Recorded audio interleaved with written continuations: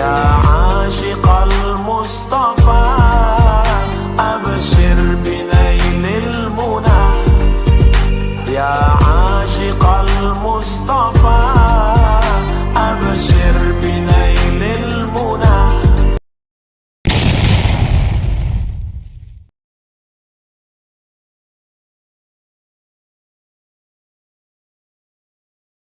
Bismillahirrahmanirrahim. Assalamualaikum warahmatullahi wabarakatuh. Alhamdulillahi rabbil alamin wal 'aqibatu lil muttaqin wala 'udwana illa 'alal zalimin. Asyhadu an la ilaha illallah wahdahu la syarika lah wa asyhadu anna sayyidana wa habibana Muhammadan 'abduhu wa rasuluh la nabiyya ba'dah. Allahumma la sahla illa ma ja'altahu sahla wa anta taj'alul hazana idza syi'ta sahla. Rabbi shrah li sadri wa yassir li amri wahlul 'uqdatam min lisani yafqahu qawli. Allahumma arinal haqqa haqqan warzuqna tiba'ah wa arinal batila batila warzuqna jitinabah. Amma ba'du. Ibarallah ma'asyiral muslimin wal muslimat, hamba-hamba Allah sekalian yang kami muliakan. Seluruh pujian dan rasa syukur hanyalah tetap untuk Allah Subhanahu wa taala. Pujian yang Allah berikan kepada kita apapun bentuknya tidaklah ada apa-apanya dibandingkan dengan nikmat Allah yang tak terhingga. Alhamdulillah bi ni'matihi tatimmus salihah. Selanjutnya salawat dan juga salam kita untuk Habibillah Rasulihil Mustafa Sayyidina Muhammad Al-Mujtaba sallallahu alaihi wasallam wa ala alihi wa sahbihi wa man tabi'ahu bi ihsan ila yaumil qiyamah. Amma ba'du. Ibarallah yang kami muliakan, sedih nian hati kita. Apa yang dulu kita khawatirkan ternyata terjadi juga di zaman kita ini. Kita menyaksikan Arab Saudi telah menutup diri dari seluruh hamba-hamba Allah yang ingin melaksanakan ibadah ke tanah suci. Hari ini kondisi Makkah, Madinatul Munawwarah bagaikan kota mati. Seluruh transportasi ditutup, mal-mal ditutup, semua aktivitas ditutup, restoran-restoran ditutup. Bapak Ibu yang kami muliakan, hotel-hotel tidak ada penghuninya, dan Masjidil Haram sendiri dan Masjid Nabawi juga untuk pertama kali mampu disaksikan pemandangan seperti ini. Tidak ada lagi orangnya. 3 tahun yang lalu Allah telah memberikan kepada saya mimpi yang mirip seperti apa yang kita saksikan hari ini. Makkah bermuram durja, Ka'bah suram, tidak ada orang-orang yang ada di sekitarnya, persis seperti yang kita saksikan hari ini. Dan status epidemi daripada COVID-19 ini sudah berubah menjadi pandemi, yaitu menjalarnya wabah penyakit menular yang berbahaya dengan sangat cepat menjarah seluruh dunia. Maka ini disebut dengan pandemi. Wahai hamba-hamba Allah yang kami muliakan, kita tidak tahu mau sembunyi kemana sekarang ini, mau lari kemana, karena seluruh negara sudah merasakan dan sedang menghadapi bertarung melawan makhluk yang tak nampak. Makhluk yang tak nampak. Saya katakan lagi makhluk. Kalau makhluk berarti dia ciptaan Allah, tapi dia tak nampak. Kalau dilihat segi bentuknya cantik kali. Akan tetapi wahai hamba-hamba Allah yang kami muliakan, seluruh orang ketakutan, satu bumi ketakutan, setiap pemerintah sangat takut, sampai-sampai Korea Utara ngamuk. Siapa yang berani mendekati perbatasan ditembak. Siapa yang coba masuk sedikit saja terindikasi atau tidak terindikasi, orang asing tembak. Saking paniknya kaum muslimin yang kami muliakan. Indonesia yang semulanya merasa sangat jumawa dan merasa yakin virus ini takkan mampu menembus Indonesia, sekarang setiap provinsi sudah mulai memberikan warning. Untuk DKI Jabodetabek telah mulai menghentikan pembelajaran sekolah. Bahkan Jokowi menyerukan agar bekerja dan sekolah bisa dilakukan di rumah. Ibarat Allah yang kami muliakan, beberapa negara Arab seperti Kuwait, Qatar, bahkan juga Bahrain, Uni Emirat Arab, tidak jauh beda. Bahkan diumumkan dalam azan, solatlah di rumah-rumah kalian. Sudah mulai solat 5 waktu diberlakukan di rumah. Hal yang sangat menyedihkan sekali. Wahai hamba-hamba Allah, akankah seperti ini imannya orang-orang beriman di akhir zaman? Sehingga untuk ke masjid pun pada ketakutan pada makhluk Allah yang tak nampak. Ingat sekali lagi, makhluk Allah yang tak nampak. Ibarat Allah yang kami muliakan, semacam tak ada saja Allah, sehingga ketakutan kepada makhluk melebihi batasnya. Boleh dikatakan kita bisa-bisa jatuh pada syirik di akhir zaman ini. Ketakutan kepada makhluk bisa mengalahkan rasa takut kita kepada Khaliq. Tapi sejauh ini okelah, secara fikih masih ada fatwa-fatwa para ulama yang membenarkan dan membolehkan di saat-saat emergensi orang sholat di rumah. Di saat-saat genting, hujan lebat, orang sholat di rumah. Tapi jika ini berkepanjangan, pertanyaannya, apakah tidak ada benteng perlindungan, senjata akidah dan senjata sejati yang diturunkan oleh Allah kepada kita? Apalah guna yang dimaksud Rasulullah as-silah, doa silahul mu'min. Menghadapi virus corona ini, apakah tidak bisa setiap orang mengekalkan doanya kepada Allah Subhanahu wa taala? Bukankah zikir ke zikir, amalan ke amalan, salat ke salat, Jumat ke Jumat, umrah ke umrah, Ramadan ke Ramadan, wudu dari wudu ke wudu adalah benteng? Lalu dikemanakan ini semua ilmunya? Bukankah tawakal kepada Allah Subhanahu wa taala setelah kita maksimalkan kebersihan, setelah kita maksimalkan menjaga diri, menjaga makanan, bukankah ini sudah ikhtiar? Kenapa kita seperti orang-orang jahiliyah? Wahai hamba-hamba Allah yang kami muliakan, Profesor Dr. Abdul Razik Al-Badr rahimahullah menyebutkan, dan ini rasanya sudah ada di handphone kita masing-masing bagi yang suka membaca.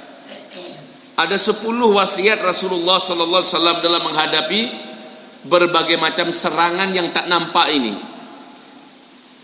Apakah serangan yang tak nampak itu adalah diantarkan oleh syaitan, atau berupa virus yang menyebar di mana-mana, atau mungkin serangan yang datangnya secara tiba-tiba seperti bencana-bencana alam yang di luar daripada dugaan? Maka ada 10 benteng.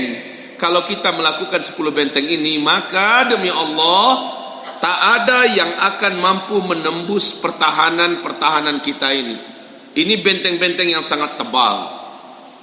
Apa yang pertama? Yang pertama yaitu senantiasa 3 kali kita membaca doa ini selepas sholat subuh dan menjelang maghrib.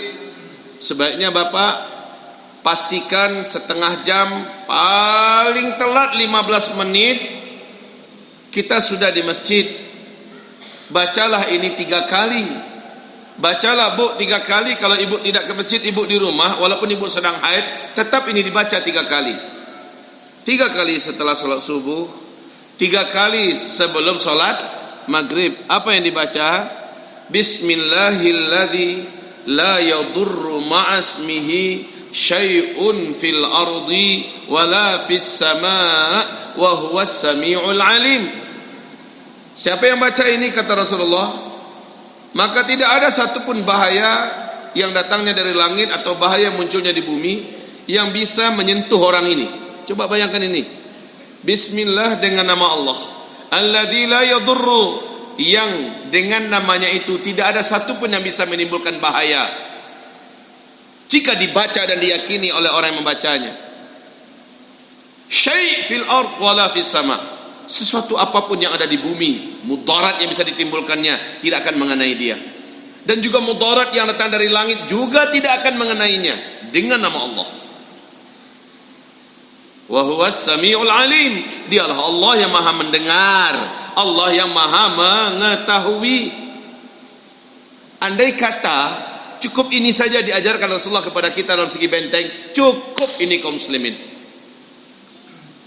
Saya bertanya, mana yang lebih mematikan? Racun yang paling ganas yang dapat mematikan dalam hitungan detik dibandingkan dengan virus corona yang katanya masa inkubasinya adalah selama 14 hari.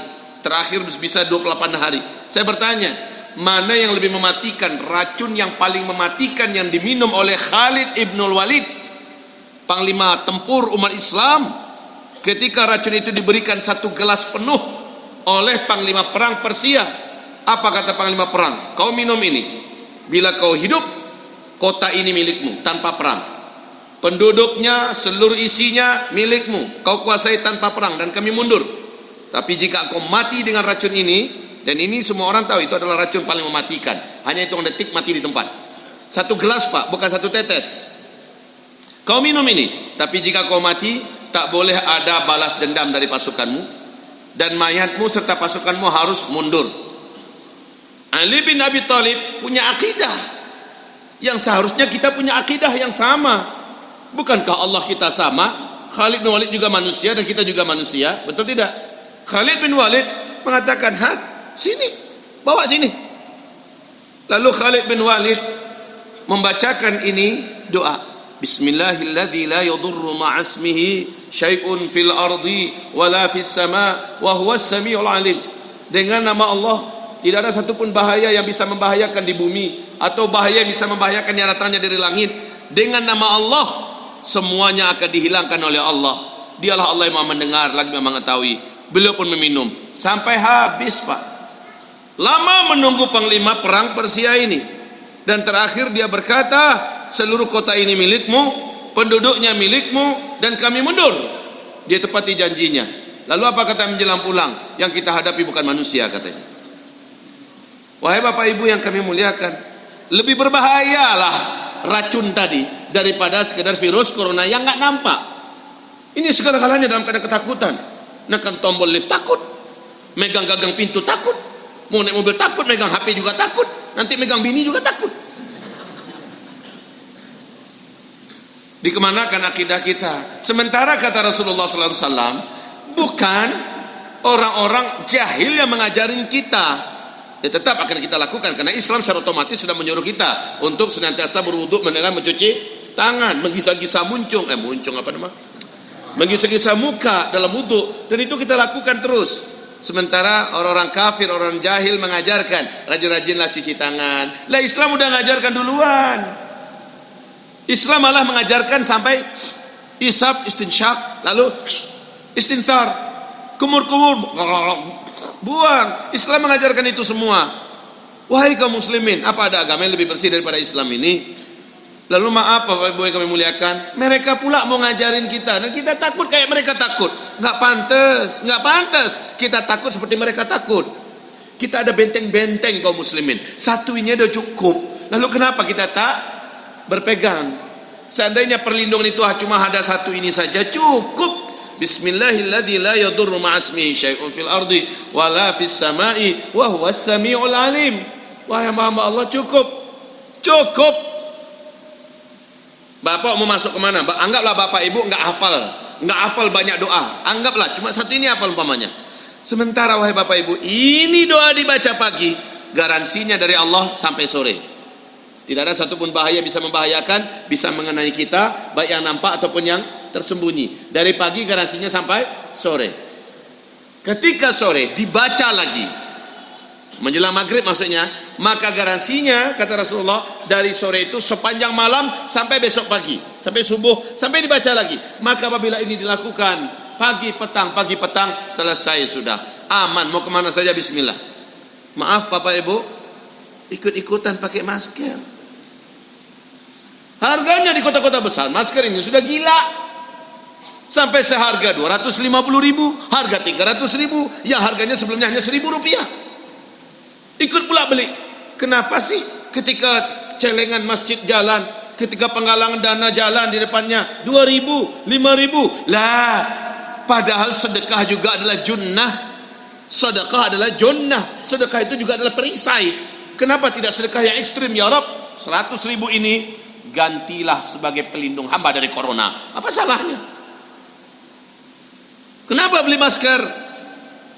Ibarat Allah yang kami muliakan, selama kita menjaga sunnah-sunnah Rasulullah, kita tak butuh masker. Wallahi, demi Allah kita tak butuh masker selama kita menjalankan sunnah-sunnah Rasulullah SAW. Jangan cemas. Hidup dalam kecemasan ini melemahkan imun kita. Sementara menurut dokter-dokter, selama imun kita ini kuat, maka tidak ada virus apapun yang bisa menyerang kita.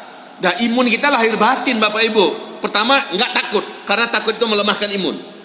Makin Bapak takut, makin Ibu takut, ya, makin melemah imun itu.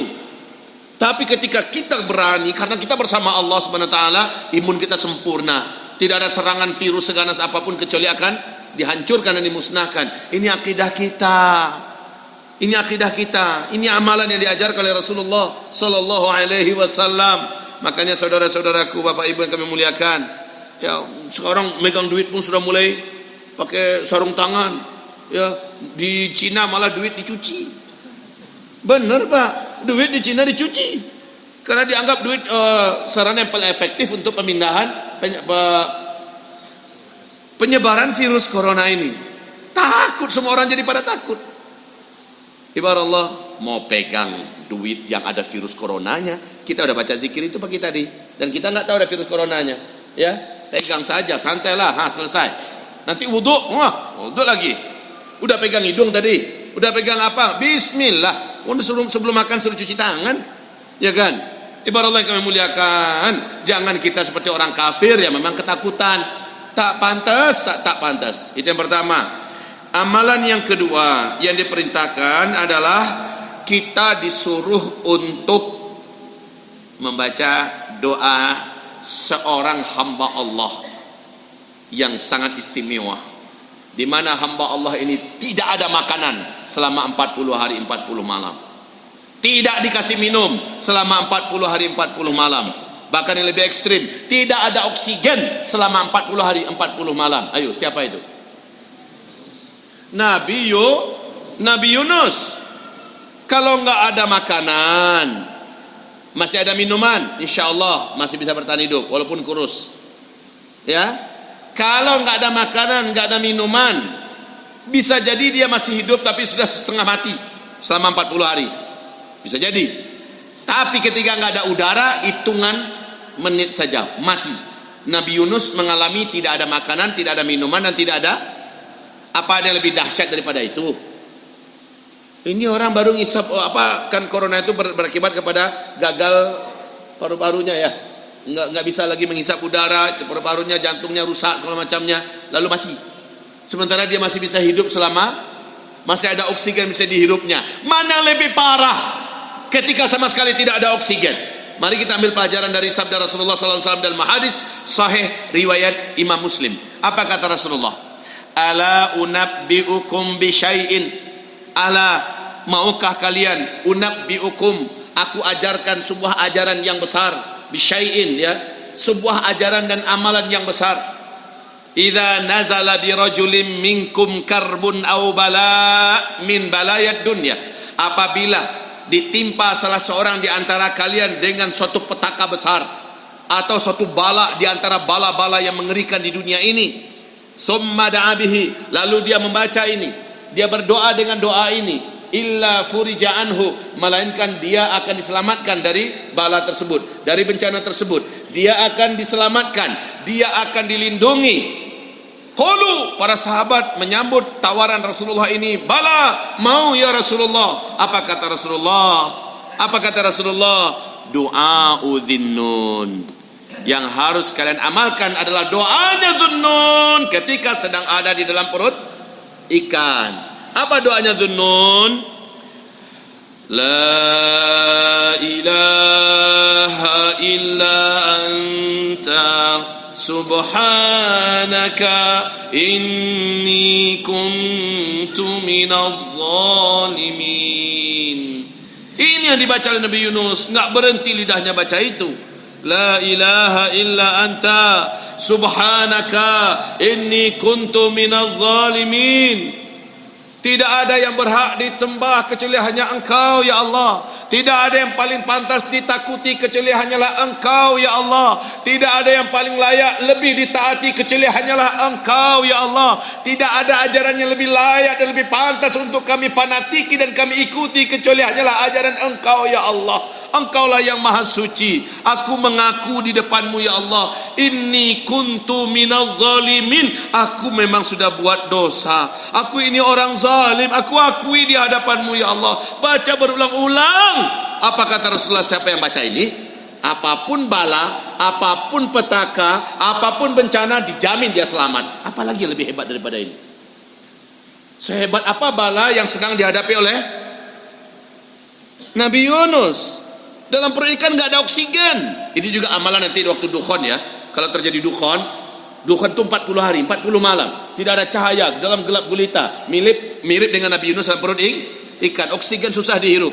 Jangan lupa itu. Ini yang dibaca dalam kegelapan itu. Ya, sama-sama. La ilaha illa anta subhanaka inni kuntu minaz zalimin. La ilaha illa anta subhanaka inni kuntu minaz zalimin.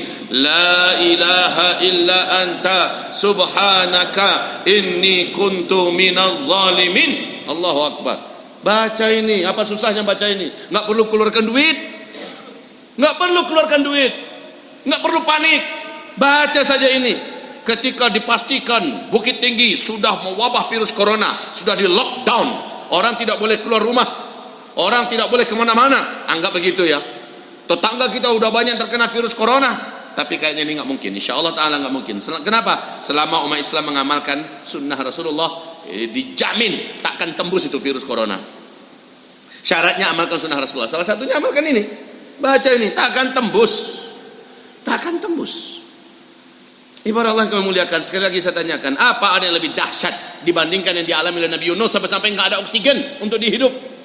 Sementara kita masih menghirup oksigen, berarti masih ringan ini. Ya, masih ringan ini. Bacalah la ilaha illa anta subhanaka inni kuntu minaz zalimin. Maaf kalau bukan tahadus bin ni'mah, saya tak mau menyampaikan ini. Tapi saya ingin menyampaikan wa amma bi ni'mati rabbika fahaddits. Wahai Bapak Ibu yang kami muliakan, ada fitnah kepada saya waktu saya di Malaysia, sehingga saya ditangkap oleh kepolisian Malaysia waktu saya berdakwah. Kemudian saya masuk penjara. Satu malam saja, ini saya baca Pak, saya baca. Apa yang terjadi wahai kaum muslimin? Satu penjara itu entah bagaimana ceritanya, kok bisa ya hormat mereka pada kita. Baik orang-orang penjaranya, baik ofisir-ofisir penjaranya, dan besok pagi kita dipanggil. Lalu kita diantarkan secara baik-baik balik, dilepaskan kembali Pak. Satu. Yang kedua, wahai hamba Allah, ketika terjadi pada tanggal 17 hari Kamis, 16 Kamis ya 2017, masih ingat? Waktu itu saya diseret ke Bares Krim, masih ingat? Wahai hamba Allah, apakah saya mengadu dan mengeluh kepada makhluk? Enggak pernah. Bibir saya terkatup, satu kali saya tembakkan saja. Saya laporkan kepada Mahendra Data, kepada siapa lagi? Saya tunjukkan bahwa saya sudah dipanggil menuju Baris Krim. Itu saja. Entah apa yang terjadi, saya sudah diproses, dibawa, kemudian saya entah apa yang terjadi. Saya hanya baca la ilaha illa anta subhanaka inni kuntu minaz zalimin. Hari Kamisnya saya dibawa ke Baris Krim. Bapak Ibu tahu berapa jumlah pengacara yang merapat dan meminta tanda tangan saya untuk siap menjadi pengacara saya? Hanya dalam tidak sampai 24 jam sudah hampir 200 pengacara senior di Indonesia. Dan mereka siap menjadi pengacara saya tanpa bayar, free. Dan seandainya masih dibuka waktunya akan terus banyak merapat. Ini pengacara handal Pak. Satu. Yang kedua, bergerak orang dari Bandung pakai bus-bus, dari Bogor pakai bus-bus, orang dari Jakarta bergerak, belum lagi dari daerah-daerah siap untuk bergerak ke Jakarta. Sekali lagi, siapa yang menggerakkan mereka? Padahal saya tidak pernah sekalipun minta tolong, wahai kaum muslimin, wahai jamaahku, wahai para buya, para ustaz, para dai. Enggak pernah Pak. Saya hanya sibukkan diri saya dengan la ilaha illa anta subhanaka inni kuntu minaz zalimin. Ketika saya masuk, apa kata Bapak Ahmad Mihdan? Selama saya menangani banyak kasus besar dan mengerikan, ini yang paling menegangkan. Dia ceritakan bagaimana kondisi penyambutan kami waktu kami masuk Baris Krim, bagaimana sniper siap segala macamnya. Wah, Sampai-sampai bagaimana kondisi istana. Wahai hamba-hamba Allah, kami bilang, bagi saya itu enggak peduli, itu bukan urusan saya. Tapi orang-orang yang memperhatikan, mereka melihat apa yang terjadi. Di luar penuh sesak, orang-orang semuanya hujan, Pak, tetap ramai orang di luar. Menuntut agar lepaskan buya kami, lepaskan ustaz kami dan sebagainya. Hamba-hamba Allah yang kami muliakan. Pada akhirnya sebentar saja. Kemudian apa kata Bapak Kepala Baris Krim? Kami tidak melarang buya untuk berdakwah. Silahkanlah kembali buya berdakwah, ya. Silahkanlah buya kembali untuk berdakwah. Selesai. Hamba-hamba Allah yang kami muliakan, yakinlah dengan apa yang ditawarkan Rasulullah SAW. Maka tidak ada bala yang sebesar apapun kalau kita bersandar kepada Sang Pencipta langit dan bumi. Masa makhluk kecil sekelas corona itu kita juga ikut-ikutan takut? Di mana sih letak iman kita? Kalau memang harus ke Jakarta, pergi ke Jakarta. Kalau memang harus pergi, pergi Pak. Tapi memang dilarang Rasulullah. Rasulullah melarang. Siapa yang mendengar di suatu daerah terjangkiti virus yang menular atau wabah penyakit yang mematikan atau menular, kamu yang di luar jangan masuk. Itu benar. Taatilah Rasulullah. Yang di dalam nggak boleh keluar. Itu benar. Ya. Nah, kalau selama ini memang kita anggaplah Indonesia ini dari Sabang sampai Merauke, mau tidak mau kita memang harus berangkat ke umpamanya. Maka berangkatlah, tawakal ala Allah. Kalau nggak ada tujuan hanya sekedar wisata saja ke Bali, itu jadi gara-gara namanya itu. Ya, hanya sekedar wisata ke Pulau Mande dan sebagainya, itu jadi gara-gara. Wahai Bapak Ibu yang kami muliakan, jangan pula saya andalkan bacaan ini. Di mana sekarang katanya ada turis-turis Cina yang begitu banyak masuk ke Indonesia sekarang. Di mana bandaranya? Dia, saya terbang sana. Saya mau tes, saya baca ini. Jangan buka. Rasulullah melarang. Walaupun kita sudah baca, Rasulullah melarang. Jadi taat itulah dia kunci ya. Kita taati, maka itu adalah kunci. Itu yang kedua. Bisa kan kita baca itu? Jangan lupa ini. Jangan lupa ini perkara-perkara yang kita anggap lemah dan sepele. Padahal bahasa hadis Nabi, thumma da'a bihi. Kemudian dia berdoa dengan bacaan Nabi Yunus ini. La ilaha illa anta subhanaka inni kuntu minadh zalimin. La ilaha illa anta subhanaka inni kuntu minadh zalimin. La ilaha illa anta subhanaka inni kuntu minadh zalimin. Ya Allah, lindungi hamba. Ya Allah, selamatkan hamba. Ya Allah, jaga hamba. Ya Allah. Apa salahnya dibaca ini kaum muslimin? Illa furija anhu. Apapun balanya, apapun musibahnya, Allah akan lepaskan dia. Bahkan sudah di cengkeraman penjahat yang paling jahat pun Allah akan lepas, Pak. Sangat banyak kalau kami mau berbagi cerita, tetapi karena banyak yang mau saya sampaikan, ini baru 2. Cukup sampai di sini saja dulu. Yang ketiga, ibarat Allah yang kami muliakan, berlindunglah kepada Allah Subhanahu wa taala dari beratnya musibah. Kita kan belum kena nih, kita belum kena. Dan sekarang banyak berdoa. Kata Rasulullah, man sarrah ayastajiballahu lahu inda syada'idi wal karibi falyukthiri du'a inda raha. Kalau kalian senang ketika dalam keadaan genting dan emergensi, dalam keadaan terjepit dan bahaya, kalian berdoa sekali saja langsung Allah kabulkan. Maka ketika kalian masih lapang dan tenang, banyakkan berdoa. Ini huru hara sebentar lagi akan banyak terjadi dan lebih besar dan lebih mengerikan. InsyaAllah pada isya kita lanjutkan ya. Sekarang kita salat isya dulu. Barakallahu fikum, subhanakallahumma bihamdika, asyhadu an la ilaha illa anta, astaghfiruka wa atubu ilaik. Assalamualaikum warahmatullahi wabarakatuh.